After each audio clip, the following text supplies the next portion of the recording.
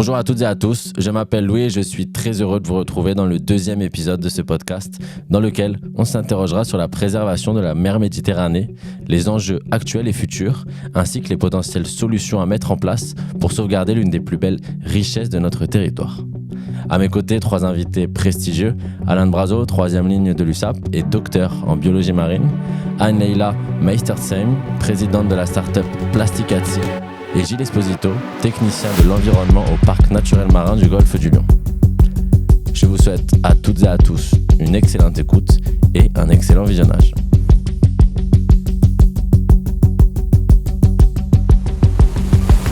Gilles, on va commencer par toi pour un petit peu mieux comprendre tous et toutes vos rôles et vos métiers.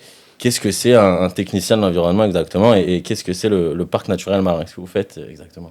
Alors, technicien de l'environnement, nous on est fonctionnaire d'État en fait.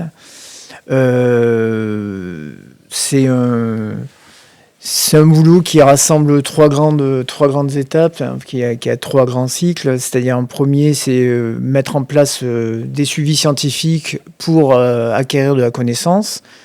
Une deuxième partie de notre boulot, ça va être, comme là actuellement, diffuser la connaissance au travers des médias, au travers des écoles, etc.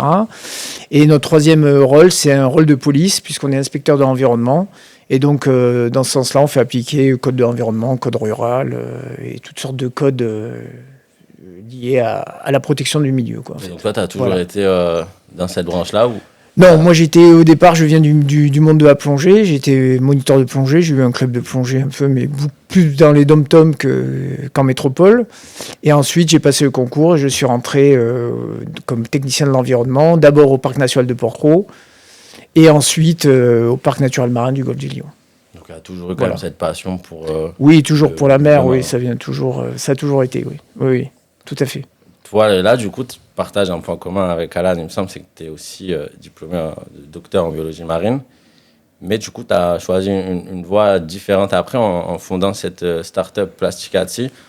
Pourquoi tu es parti vers cette voie un peu plus entrepreneuriale? Qu'est-ce que c'est cette start-up exactement? En fait, j'ai été pendant longtemps ce qu'on appelle une chercheuse avec un but de donner l'alarme, en fait. Donc mon travail, c'était surtout de mesurer les effets des activités humaines sur la biologie marine. Donc je suis docteur en biologie marine, spécialisée en écotoxicologie, en génétique des populations. Et donc mon but, c'était ça, d'être une donneuse d'alerte systématiquement. Et de cette situation, il y a environ 6 ans, surtout sur l'importance de la pollution plastique, j'ai souhaité changer un peu de casquette pour essayer de faire en sorte que finalement les industriels, les acteurs économiques, les gestionnaires même directement de nos collectivités puissent être à même d'avoir des informations clés pour changer la pollution plastique dans notre environnement. Donc en gros, aujourd'hui, j'ai créé cette société Plasticati pour offrir la science à ces acteurs, pour leur permettre d'agir plus rapidement, pour être sûr que cette pollution plastique soit endiguée le plus vite possible. Donc Plasticati, c'est une société qui va faire 3 choses. Elle fait de la quantification de la pollution plastique depuis le milieu urbain, donc depuis le trottoir, en fait, depuis les rues, jusqu'à nos rivières et jusqu'en mer. Donc on traite, au niveau de la métropole, on traite du fleuve Rhône, par exemple, et puis de différentes villes. Et puis, on travaille aussi à l'international. Donc, on travaille beaucoup sur la partie espagnole, donc sur les Baléares, des choses comme ça. Donc, ça, c'est vraiment le volet quantification de flux. Et puis, dans les 2 autres étapes, l'idée, c'est de trouver des solutions, de faire en sorte que demain, ces plastiques disparaissent. Et pour ça, on traite de 2 grands axes. On teste la biodégradabilité des nouvelles matières, de ce qu'on appelle les alternatives, qui peuvent être des plastiques faits en n'importe quoi d'autre, en algues, en bactéries, en maïs et tout le reste. Et puis, on teste aussi la toxicité de ces matières, qu'elles soient biodégradables ou recyclées, avec l'idée de fournir, en fait, encore une fois, des données scientifiques, des données factuelles aux industriels pour qu'ils puissent demain changer les objets que nous utilisons directement. D'accord. Et donc, pour comprendre, vous êtes combien, par exemple, à travailler à Plasticati? Donc, aujourd'hui, à Plasticati, on est 20 personnes. Okay. Donc, on est sorti finalement de l'Observatoire océanologique de Banyuls. Donc, on est passé de chercheurs, donc dedans il y a aussi des techniciens, des ingénieurs, il y a beaucoup de monde à l'intérieur. Mais notre but aujourd'hui, c'est vraiment de pouvoir d'être une passerelle, en fait. Donc on travaille avec des collectivités, avec des industriels, avec d'autres laboratoires de recherche évidemment, et pour essayer de créer des liens. Et des fois, on travaille avec les gens qui sont à l'origine de la pollution, puis avec des gens qui subissent la pollution, pour essayer de trouver des alternatives, que ce soit en termes d'objets, mais aussi en termes de gestion des déchets parfois. Ok, d'accord. Et vous travaillez aussi avec des établissements publics Oui, tout à fait. Donc on travaille beaucoup, nous, avec l'Agence de l'eau, avec l'ADEME, par exemple. Mais on a des projets qui visent le parc également, parce que notre but demain, c'est de pouvoir répondre à des questions un peu plus rapidement et encore une fois, de fournir des données. Notre but, c'est vraiment de donner des chiffres et des usages, en particulier de cibler des objets, pour faire en sorte que ces objets qui se retrouvent aujourd'hui majoritairement en mer soient même directement retirés de nos usages. Alan, toi, du coup, c'est pas forcément ton métier aujourd'hui, tu es joueur de rugby à l'USAP, mais l'année dernière, tu as été diplômé, docteur en biologie marine. Donc la même chose, pourquoi tu t'es orienté vers cette voie? C'est vrai que de base, moi j'ai grandi à Castres, donc j'étais pas prédestiné, j'ai pas grandi dans ce proche du milieu marin. Et par contre, dès petit, j'ai passé pas mal de temps avec mon grand-père qui était pêcheur et surtout amoureux du milieu aquatique. Donc il m'a transmis un peu cette passion et cette curiosité de savoir ce qui se passe un peu sous l'eau. Et quand je suis arrivé à 18 ans sur la région de Perpignan pour mes études, j'ai découvert la plongée.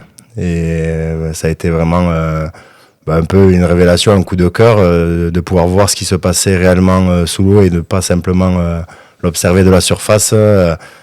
J'ai trouvé ça époustouflant et magnifique, et ça m'a donné envie de continuer dans cette voie. Et après, petit à petit, après la licence, j'ai dit je vais pousser sur un master. Et durant mon stage de deuxième année de master que j'ai réalisé à la réserve naturelle marine de Cerbère-Banyuls, j'ai découvert des scientifiques qui travaillaient pour l'université de Perpignan au laboratoire CEFREM, et j'ai eu l'opportunité de poursuivre avec une thèse, un doctorat qui visait à étudier un peu les déplacements de certaines espèces de poissons au sein de la réserve de Banyuls. Et donc voilà, ça s'est fait vraiment de fil en aiguille. J'étais pas, on va dire, prédestiné à ça. C'est pas un rêve de gamin, comme on dit. Mais j'ai découvert ça tardivement et ça m'a passionné. Ouais. Après cette thèse, du coup, c'est quoi la suite aujourd'hui? Qu'est-ce que tu fais dans les années futures? Qu'est-ce que tu feras? Je sais pas encore. Là, c'est profitable et agréable aussi d'avoir la tête un peu plus libérée, de se consacrer à 100% au rugby. En parallèle, je dispense quelques cours à l'université de Perpignan aussi pour garder, comme on dit, un pied dedans. Mais je sais pas exactement de quoi demain sera fait, dans quelle structure je veux évoluer. En tout cas, la thèse m'a permis de voir ce qu'était la recherche, ce qu'était un peu l'enseignement. Et je sais plus ou moins ce qui m'intéresse, et ça m'a un peu ça va me permettre de m'orienter aussi dans les années futures. Mais il y a rien de fait ouais. Pour l'instant, l'enseignement, ça pourrait être une voie du coup qui te plairait. Ouais, alors après peut-être le coupler avec une activité à côté, hein, pas que ça soit pas l'activité principale, mais c'est vrai que j'ai pu travailler, que ça soit avec le parc naturel marin ou la réserve naturelle marine de Cerbère-Banyuls. Et c'est vrai que ces organismes de gestion, de protection me plaisent bien, et pourquoi pas à l'avenir me rapprocher, essayer de voir s'il y a des opportunités sur cette voie-là. Pour la Méditerranée, ça a toujours été un carrefour historique, un enjeu historique. Aujourd'hui, ça correspond à l'identité culturelle de ce territoire, mais de toutes les régions qui bordent la Méditerranée. C'est une mer qui a beaucoup de particularités, il me semble. Beaucoup d'espèces ne vivent qu'en Méditerranée. Quelles sont exactement du coup ces particularités-là qui font que c'est une mer spéciale et qui ressemble un petit peu à aucune autre? Alors, avant de répondre à ta question, je voulais revenir sur la question précédente, parce que j'ai occulté le parc naturel marin, j'ai pas donné l'explication. Donc, parc naturel marin fait partie de l'établissement Office français de la biodiversité. Nous, donc, la superficie, c'est 4000 km², à peine un peu plus. C'est à peu près la superficie du département des PO en mer. Donc, c'est une grande zone. On est à peu près une vingtaine de personnes à bosser au parc. Le siège est à Argelès-sur-Mer. Il fonctionne, ces parcs marins ont une nouvelle façon de fonctionner, puisqu'il y a un conseil de gestion qui est composé d'élus locaux, qui est composé d'acteurs du territoire, et c'est eux qui vont mettre en place et qui vont orienter la politique du parc marin donc dans les années qui arrivent, quoi, en fait. Voilà. Donc c'était un petit aparté là-dessus. Après, la particularité de la Méditerranée, la grande particularité, que c'est une mer fermée, entourée d'une multitude de pays, et on rassemble autour de la Méditerranée des centaines de millions de personnes qui y habitent, avec de grands fleuves qui viennent s'y jeter, d'où une pollution plastique et autres qui arrivent. Il y a à peine 2 entrées d'eau, donc Gibraltar, une entrée naturelle, et ensuite le canal Lexibnien. Et on y trouve donc nombreuses espèces endémiques, comme l'herbier de Posidonie, qui est un des poumons de la Méditerranée et qu'on essaie de protéger le plus possible. On peut trouver d'autres espèces endémiques comme la Pinanobilis, la grande naque de Méditerranée, qui a disparu aujourd'hui malheureusement suite à un parasite. Donc voilà, c'est une mer très, très sensible, très soumise à beaucoup de pression. Et donc il faut en prendre soin le plus possible et lui donner un maximum de chances d'avoir un peu de résilience dans l'avenir, puisque les phénomènes de réchauffement climatique, de canicules sous-marines, de pollution, etc. vont faire que ça va devenir de plus en plus compliqué pour ces espèces qui vivent en Méditerranée dans l'avenir, quoi. J'ai vu, tu parles de pollution en faisant mes petites recherches, que c'était la mer la plus polluée au monde. À quoi elle est due cette pollution en Méditerranée? Est-ce que c'est par les autres pays qui l'abordent, par les fleuves dont tu parlais? Bon, j'imagine que c'est un petit peu une concentration de tout ça. En fait, si on regarde les chiffres, dans certains endroits de la mer Méditerranée, ça ne s'applique pas partout, mais c'est dans certains endroits de la mer Méditerranée, on va avoir autant de microplastiques que de zooplancton. Le zooplancton, c'est la proie naturelle en fait, de la plupart des poissons. Donc on a des concentrations microplastiques à ces endroits-là qui font que dans l'assiette du poisson, il y a la moitié, ils ont une chance sur 2 de se tromper. Donc déjà, ça va avoir des conséquences importantes en fait, sur l'alimentation de ces organismes et donc sur l'énergie et sur leur maintien dans ces environnements.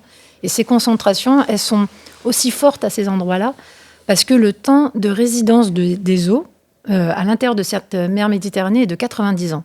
Donc c'est relativement long. Et que les plastiques qui arrivent depuis les côtes, mais surtout depuis les rivières, en fait, ils subissent ce qu'on appelle une fragmentation. Donc, ils ne sont pas sous la format d'une bouteille. L'idée de la bouteille qui part de la montagne et qui arrive en mer sous forme d'une bouteille, elle est relativement fausse, en fait, parce que quand on trace les origines de cette pollution plastique, en fait, la pollution plastique, elle vient sous la forme de microplastiques majoritairement. Donc, il y a plus de 3 milliards, par exemple, de microplastiques qui sont portés par le fleuve Rhône par an. Et qui viennent, en fait, au fur et à mesure. Si on remonte sur le Rhône, on se rend compte que c'est même pas dans le Rhône que ça a lieu, c'est même avant le Rhône. Donc, c'est depuis les bassins versants, c'est depuis nos activités, en fait. Donc, c'est en amont même, en fait, de cette eau. Pourquoi ? Parce que sous l'effet des UV, de la température, des agressions mécaniques, le plastique, il va se fragmenter. Et au fur et à mesure qu'il va se fragmenter, forcément, on va augmenter son nombre. Donc, de la bouteille en plastique, on va avoir 1000 fois plus de microplastiques et en fait 1000 fois plus encore de nanoplastiques. Et plus on descend dans les classes de taille et plus les concentrations deviennent totalement délirantes, ce qui explique pourquoi on en retrouve autant. Et si on compare par rapport à ce qu'on appelle le 7e continent, qui en fait, c'est pas un vrai continent, c'est une soupe, ce truc. En gros, c'est comme un gros chewing-gum qui est en plein milieu des océans et qui est créé en fait par ce qu'on appelle un gyre, et qui permet en fait de regrouper des quantités de plastique qui vont avoir la même densité, sur laquelle la vie va venir coloniser, parce que c'est un support tout simplement. Et en fait, ça va se retrouver surtout entre les 10 premiers mètres et jusqu'aux 50 premiers mètres de profondeur, agglomérés. Et donc, ça fait 5 macro-déchets, par exemple, par kilomètre carré. Donc, c'est des déchets qui sont relativement importants. Ils se fragmentent également, même si leur temps de fragmentation sous l'eau est réduit par rapport à ce qu'on pourrait trouver sur la Terre. Et à la surface de ce 7e continent, on a des concentrations en microplastiques qui sont finalement identiques à celles que nous avons dans certains endroits de la mer Méditerranée. C'est la raison pour laquelle on dit que la mer Méditerranée est l'une des mers les plus polluées. En fait, c'est une des mers les plus polluées parce que le temps de résidence est très long. Et que, exactement comme on vient de le dire, c'est une mer qui est semi-fermée. Donc il y a le passage que par le détroit de Gibraltar. Ça explique ces concentrations très importantes. Puis après, si on revient par rapport aux océans, effectivement, on a cet effet de dilution qui fait que les plastiques ils sont dilués, mais ils y sont toujours. Et il faut vraiment se dire qu'ils viennent bien de quelque part. Et à 80%, ils viennent directement de nos activités à terre.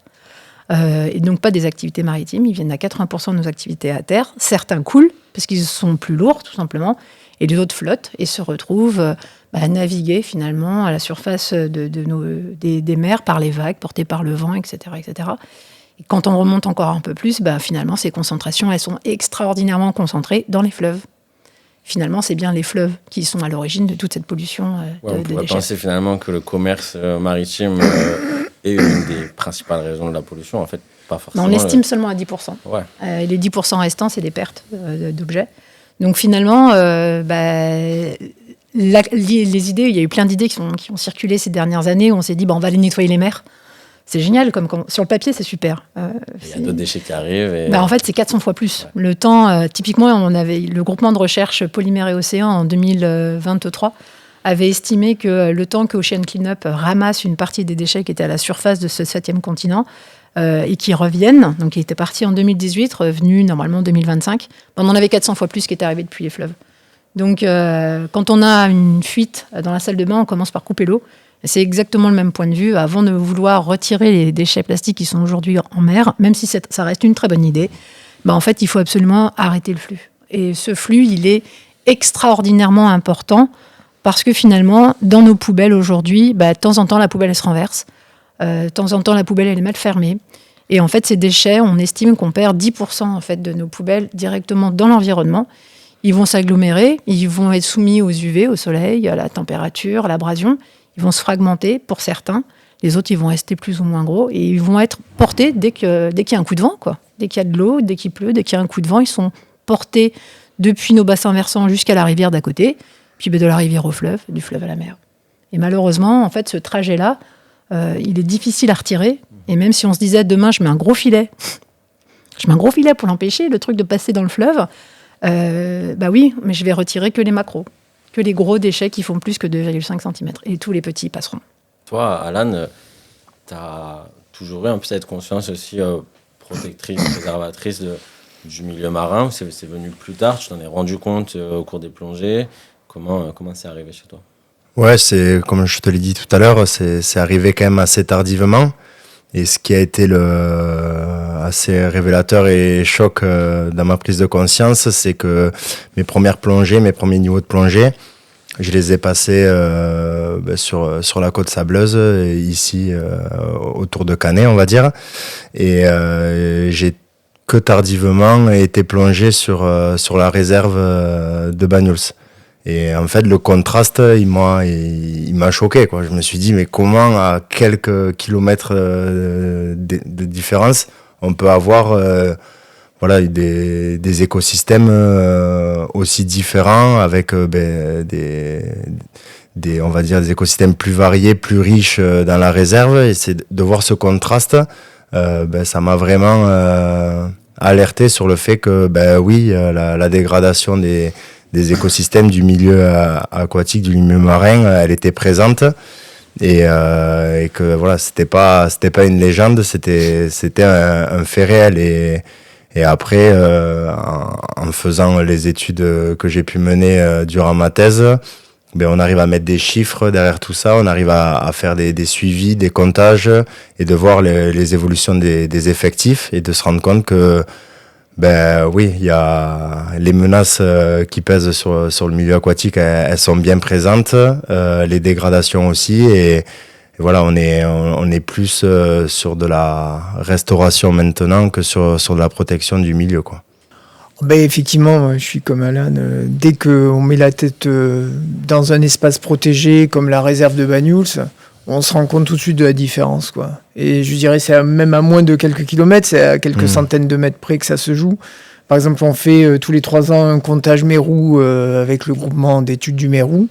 On l'a fait l'an dernier, il me semble, c'est ça. On a compté plus de 700 Mérous, je crois, dans la réserve de Banyuls. Et dès que vous sortez de la réserve, c'est exceptionnel de voir un Mérou, quoi. Donc eux, déjà, ils ont intégré le fait qu'ils sont dans un espace protégé, je pense, les poissons, ils le savent.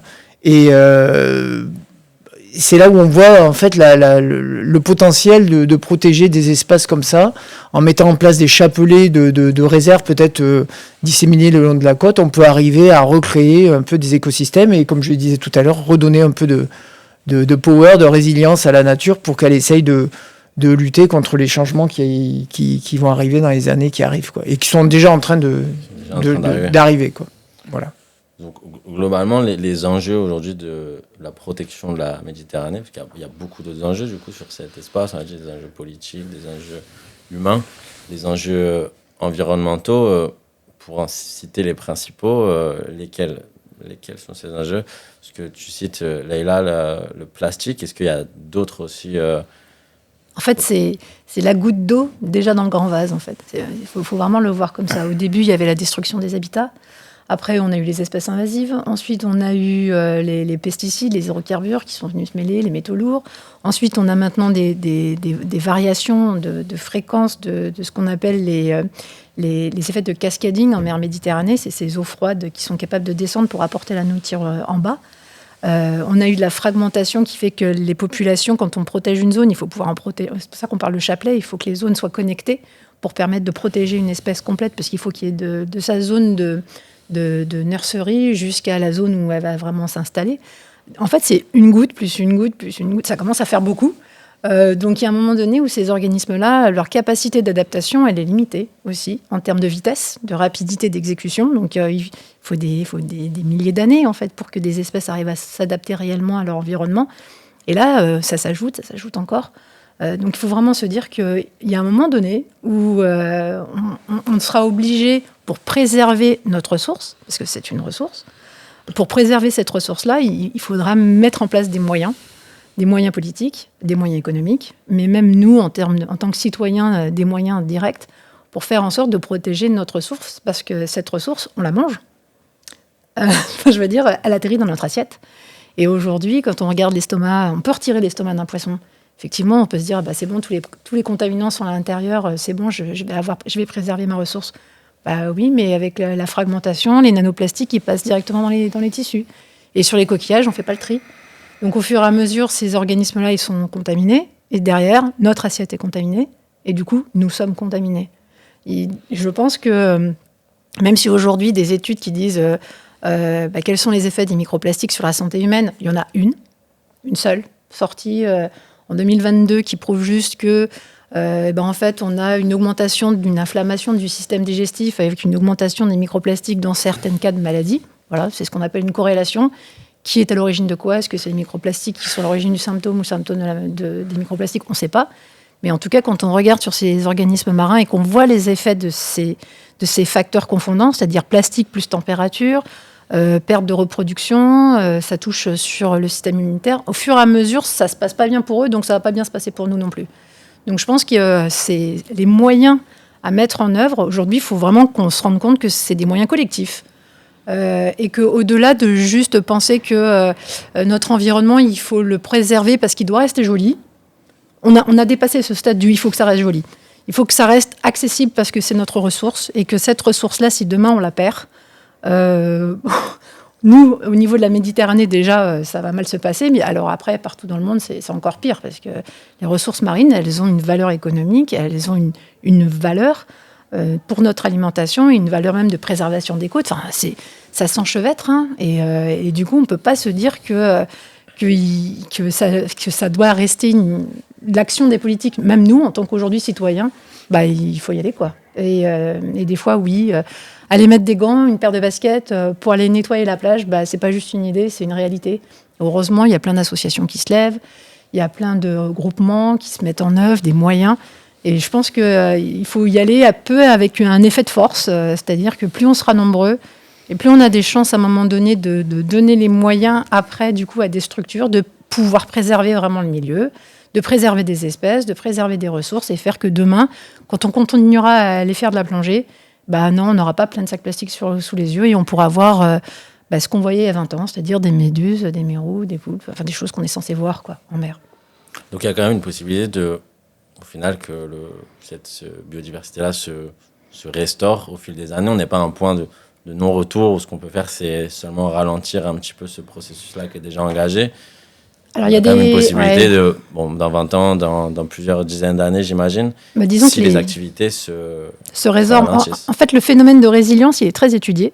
Donc, il y a beaucoup d'études qui sont faites à l'Observatoire océanique de Banyuls, au CEFREM, et même au CRIOP, qui travaille sur plutôt sur d'autres environnements, parce qu'on est plutôt en Polynésie. Mais sur ces processus-là, il y a vraiment beaucoup d'études qui sont faites, même ici, dans notre région, qui permettent de démontrer que on a des facteurs qui sont importants en termes de facteurs de stress. Les associations température plastique, par exemple, on sait aujourd'hui que ça se passe mal.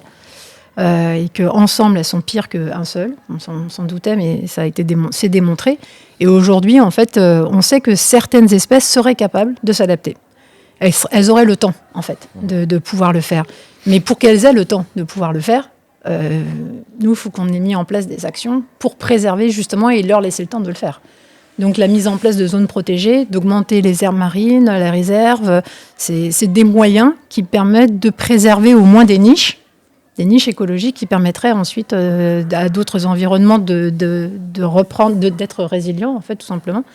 Mais on a besoin d'avancer, de trouver des solutions. Et ces solutions, elles sont à terre, elles ne sont pas en mer. Elles sont vraiment à terre. Et c'est à terre qu'il faut mettre en place des moyens pour préserver finalement notre source en mer. Ouais, tu le disais tout à l'heure, c'est un enjeu du coup politique forcément. Est-ce que vous avez l'impression aujourd'hui que les outils à votre disposition sont limités, que les consciences collectives un petit peu du grand public sont encore pas assez sensibilisées à cette cause-là? Voilà, est-ce que tu as ressenti ça, une sorte de barrière un petit peu qui est pour l'instant difficile à franchir? Moi, je pense que je suis pas peut-être le mieux placé pour parler de ça autour de la table parce que j'ai pas le retour, l'expérience et le nez là-dedans comme peuvent l'avoir Leïla ou Gilles, quoi. Mais Parmi ton entourage, peut-être parmi même les joueurs, parce que c'est t'es un cas particulier même dans. Non, je pense que l'urgence qu'il y a au niveau de la Méditerranée et plus largement de l'environnement actuellement, tout le monde en est plus ou moins conscient, tout le monde l'entend à la télé, tout le monde le sait. Après, de là à est-ce que tout le monde est prêt à faire quelque chose pour y remédier, ça j'en suis moins sûr. Et ça passera par forcément des grandes décisions en termes de la politique, ça c'est sûr. Et après, il y a une partie de sensibilisation qui est pour moi primordiale auprès du jeune public, quoi, qui va être l'avenir. Et je pense qu'il y a vraiment un gros travail à faire là-dessus. Mais une fois de plus, je pense que les politiques ont moyen d'accélérer un peu cette prise de conscience et le changement qui semble nécessaire. Ouais, bien sûr, la sensibilisation au jeune public, t'en parlais. Nous, on a mis en place avec le club une action il n'y a pas longtemps avec le parc naturel marin où les jeunes de l'école de rugby sont partis sur la plage de Tereil pour, je ne sais pas si tu étais au courant, Gilles, arracher les griffes de sorcières. Oui. Voilà, ils ont ramassé plus de 2 tonnes, il me semble. C'est quelque chose que vous mettez souvent en place. Ça vaut aussi des sensibilisations parce que c'est un petit peu la clé pour éveiller les jeunes générations. Bon, on essaye d'intervenir un peu sur tous les publics, aussi bien adultes que scolaires. On peut mettre en place des opérations comme ça pour, par exemple, faire de l'arrachage de griffes de sorcières, qui est une espèce exotique. On essaye au maximum d'éveiller un peu les consciences, de leur faire prendre conscience aussi du beau, parce qu'il n'y a pas, les espèces ne sont pas que des ressources non plus. C'est aussi la beauté des choses. Je pense qu'on protège mieux quelque chose quand on est émerveillé que lorsqu'on le considère que comme un aspect économique. Voilà. Donc je pense qu'on est là pour essayer d'éveiller un peu les consciences. Après, ça touche pas tout le monde. Faut pas se faire d'illusions. Je suis d'accord avec Alan. Il y aura que peut-être des choix politiques qui seront sûrement douloureux face à l'économie et à la situation un peu générale de la planète. Mais il y a que comme ça que peut-être on arrivera à faire quelque chose. Après, les associations aussi essayent de faire ce qu'elles peuvent, mais on est face quand même à des gros défis, quoi. Voilà. Je pense que les petites choses, c'est bien, mais il va falloir accélérer méchamment l'allure pour nous sortir de tous ces problèmes, quoi. Elles sont en œuvre en ce moment. Le traité international de lutte contre le traité international contre les plastiques est en train d'être mis en place. Il démarre la semaine prochaine, je crois, ou quelque chose comme ça. Et pendant 1 mois, en fait, au niveau international, l'idée c'est de mettre en place en fait des nouvelles réglementations qui seraient applicables sur tous les pays. Alors le problème, c'est qu'il faut que tout le monde soit d'accord, comme d'habitude, et que ça nécessite des points relativement contraignants pour certains pays qui ne le veulent pas, en fait, forcément avancer. Mais par contre, au niveau européen, on a vraiment des avancées qui sont mises en place. Et la loi AGEC qui s'applique en France, elle a ce qu'on appelle des checkpoints. Donc il y a des interdictions progressives qui sont mises en œuvre. Donc vous avez pu les voir sur des trucs insignifiants parfois, mais sur les microbilles qui étaient mis dans les cosmétiques. Sur les cotons de tige classiques. Où avant, les plastiques étaient obligatoires. Maintenant, ils sont censés ne plus y être. Puis demain, il y a les assiettes, les verres, les gobelets. Mais en vrai, même si on arrive à mettre en place plein d'interdictions, c'est nous qui pouvons changer les choses. En tant que consommateur, on peut faire des choix. Et tout simplement, plutôt que d'acheter des plastiques à usage unique, on pourrait juste se dire, je ramène mon assiette, quoi. Voilà, des choses très très simples qui fonctionnent très très bien, qu'on n'avait pas il y a 20 ans. Il y a 20 ans, en fait, ce genre de questions ne se posait même pas. On avait tous des gourdes en métal, on avait tous des choses très simples autour de nous. C'était des choses simples qu'on utilisait. Et la pollution plastique, elle est vraiment arrivée sur le tapis qu'à partir de 2012. 2012, c'était hier, en fait. Donc, c'est relativement récent. Ça a mis du temps à rentrer dans la conscience générale collective. Et les études, pourtant, elles sont sorties surtout sur le milieu marin et après, elles ont basculé sur le milieu terrestre.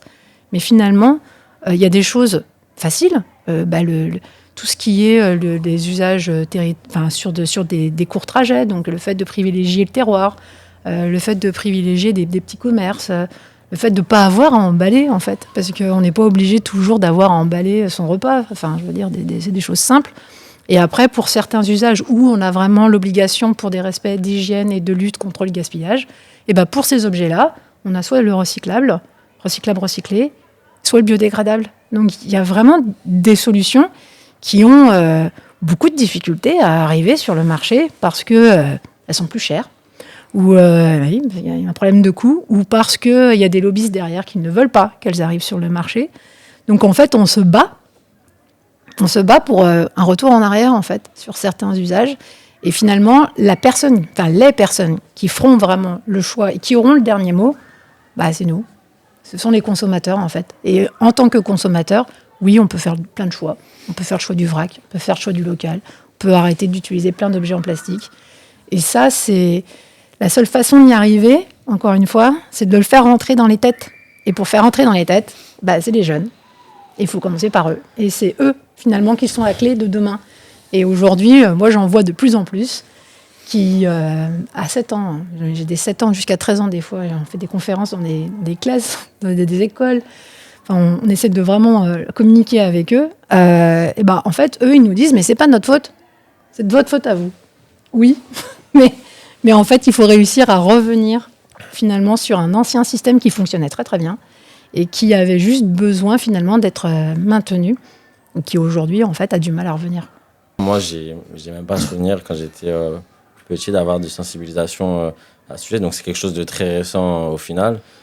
Et les jeunes générations, comme tu le dis, elles sont, au final, on se rend compte, très sensibilisées à ce sujet.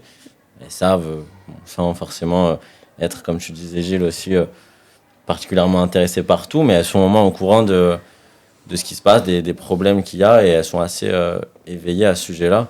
Il y a forcément, je parlais des consommateurs, il y a une influence forte sur les consommateurs qui est exercée, donc les choix ne sont pas forcément toujours parfaits, ou toujours en tout cas totalement clairs, et donc tu peux être guidé vers certains produits, c'est ça qui explique, donc forcément la sensibilisation a un rôle sur ça. Il y a un sujet, quand on parle aussi de la Méditerranée et de la préservation un peu marine, c'est la pêche. Toi, Alain, tu disais que tu es fan de pêche depuis petit avec ton grand-père. Tu mets souvent en avant, quand tu en parles, une pêche durable. Qu'est-ce que c'est exactement cette pêche, j'imagine, qui aussi fait référence à la pêche catalane, les barres catalanes qu'on peut avoir, voilà, cette identité un peu historique. Oui, c'est de la pêche loisir. Donc il faut différencier les différents modes de pêche. Comme tu dis, on prend une pêche durable, responsable. Donc, faut pas être rêveur. Il y a un impact, quoi qu'il en soit, sur l'environnement. Qu'on pratique le no-kill, c'est-à-dire qu'on relâche le poisson ou pas, ben forcément, on peut avoir de la mortalité. Il y a du dérangement. Donc, faut être conscient que quelle que soit l'activité, la manière dont on jouit de la mer, il y a un impact dessus. Qu'on soit plongeur, il y a du dérangement. Qu'on pratique des activités nautiques, il y a une pollution sonore. Donc, à chaque fois qu'on va utiliser et se servir de la mer, on va avoir un impact sur l'environnement. C'est obligatoire. Après, si on revient un peu sur la pêche, voilà, je pense qu'il y a des méthodes, il y a des techniques, des méthodes, qui vont être plus ou moins impactantes pour le milieu, qui vont permettre de sélectionner le poisson qu'on veut pêcher, qui vont permettre, aussi, faut être conscient de la période à laquelle on le fait, des périodes de reproduction par exemple. Il y a des périodes où certaines espèces vont être plus vulnérables et faut les laisser tranquilles. Donc voilà, moi j'entends, c'est un peu ça que j'entends par pêche un peu durable, un peu plus responsable. Après voilà, je suis pas un rêveur, je sais que forcément il y a un impact sur les écosystèmes, mais encore une fois, je pense qu'il y a des techniques, il y a des moyens, il y a des navires qui sont très très impactants pour le milieu. Et c'est primordial de revoir un peu les méthodes de pêche, revenir peut-être à des pêches plus ancestrales, un peu moins impactantes, qui vont pouvoir encore une fois, quand on va dire un chalut racle tout le fond, forcément il va prendre des individus, il va pas pouvoir trier, il va détruire de l'habitat. Donc il y a encore une fois il y a la manière de le faire, et je pense que c'est important moi, quand j'ai envie de manger un poisson, je préfère moi le prélever moi, savoir le choisir, à quelle période le prendre, quelle taille, etc., plutôt que l'acheter en supermarché, parce que derrière ça, je sais tout ce qu'il y a des poissons qui viennent pas forcément d'ici aussi. On revient un peu au circuit court, mais c'est... Il y a un changement aussi à faire chez les consommateurs. Je sais que l'industrie, par exemple, de la viande est responsable de beaucoup de la pollution sur Terre. Est-ce que c'est pareil avec les poissons? Est-ce qu'il faudrait du coup manger moins de poissons? Quel niveau on est de consommation sur ça? Parce qu'on mange beaucoup de viande, mais est-ce que le poisson a une influence similaire? Alors, on consomme beaucoup de poissons, de toute façon, et ça dépend clairement de qui on parle. En fait, au fur et à mesure des populations, des pays, on ne va pas avoir exactement les mêmes niveaux de consommation de produits de la mer.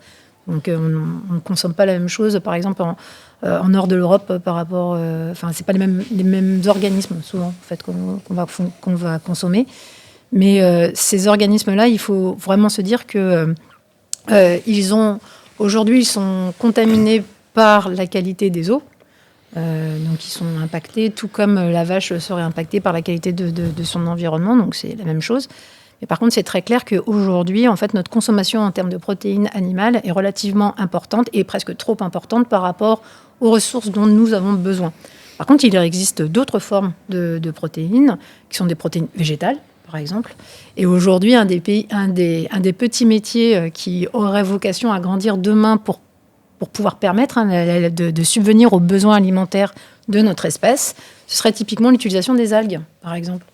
Et les algues, elles sont c'est pour ça que je parlais de ressources, elles sont un potentiel de protéines végétales, pour le coup, qui pourrait être extrêmement intéressant. Mais si, encore une fois, on vient exploiter cette ressource sans préserver, en fait, la ressource, on va faire à la mer exactement ce qu'on a fait à la terre. Donc, encore une fois, ça ne sert à rien. Donc l'idée, c'est encore une fois d'avoir des usages, de miser à ce qu'on appelle l'éco-conception, c'est-à-dire de penser la fin en fait du produit, de penser à la matière première, à la façon dont il va arriver au consommateur, à la gestion en fait de la fin de vie en fait de tout, que ce soit le produit ou de son emballage, et de penser tout de suite que ce n'est pas un déchet, que c'est quelque chose qui peut avoir une deuxième vie, une troisième vie, voilà, des choses comme ça. Et pour les algues, par exemple, aujourd'hui, quand on produit, en fait, par exemple, quand on produit ces algues, on est capable d'en extraire pour faire cette protéine qui, demain, vous avez des startups qui sont capables de transformer ces protéines en frites ou en faux saumon. Oui, je vous jure que ça existe. Et ils ont même donné ça à un grand chef pour vérifier que c'était possible d'en faire un steak qui ressemble à du saumon, mais qui n'en est pas. C'est qu'une algue. Et c'est une algue qui vient de Bretagne en particulier. C'est des grandes laminaires. Je ne sais pas si vous voyez à quoi ça ressemble. Et en fait, quand ils font cette extraction, il y a une partie qui part et le reste peut être considéré comme un déchet. Mais en fait, non. Ce n'est toujours pas un déchet, ce truc-là. Ce qui reste, le coproduit, en fait, finalement, peut être utilisé pour en faire encore autre chose. Aujourd'hui, ce coproduit, on peut en faire typiquement des plastiques biodégradables. Voilà.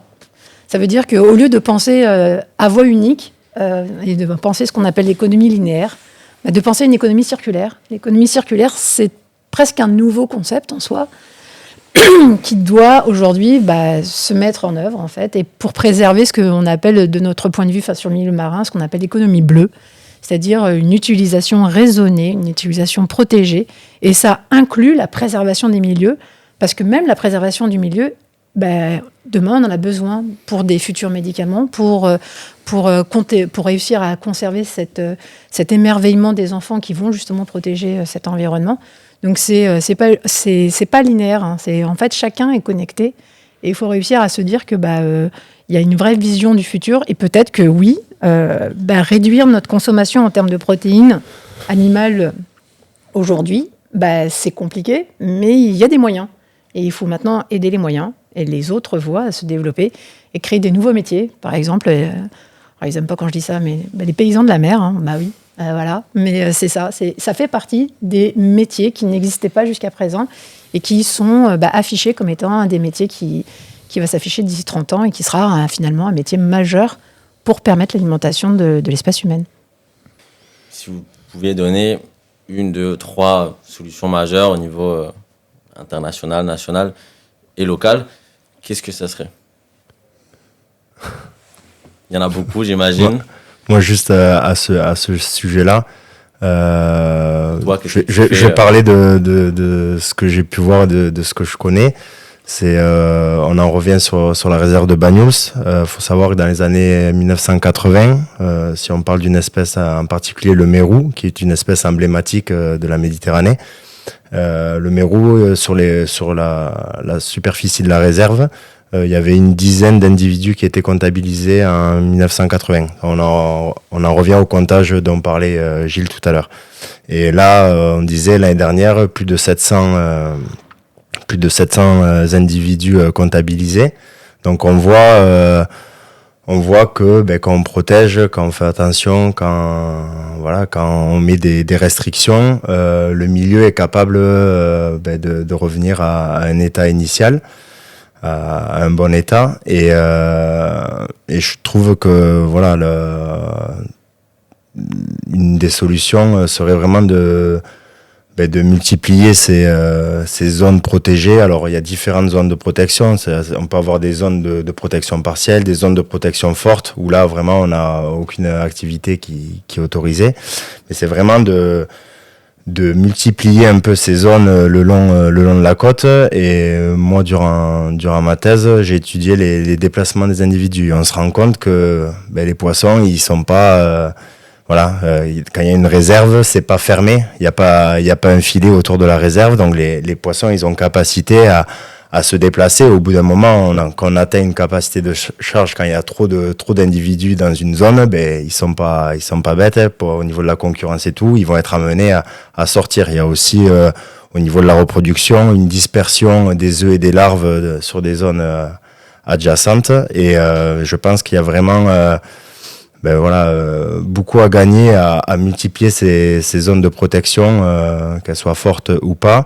le long de la côte, et on a vu que les poissons avaient cette capacité à se déplacer, et ces déplacements va augmenter le brassage génétique chez les espèces. Et tout à l'heure, on a parlé de résilience, et cette résilience, cette capacité d'adaptation, on sait qu'elle est augmentée, elle est plus importante quand on a un brassage génétique important. Donc je pense que c'est vraiment une des clés de demain, du moins sur moi, de mon point de vue, de ce que j'ai pu observer, quoi. Et comment on les multiplie du coup ces zones, comment elles sont choisies? Est-ce que il pourrait y en avoir d'autres dans les prochaines années? Est-ce que ça dépend du territoire?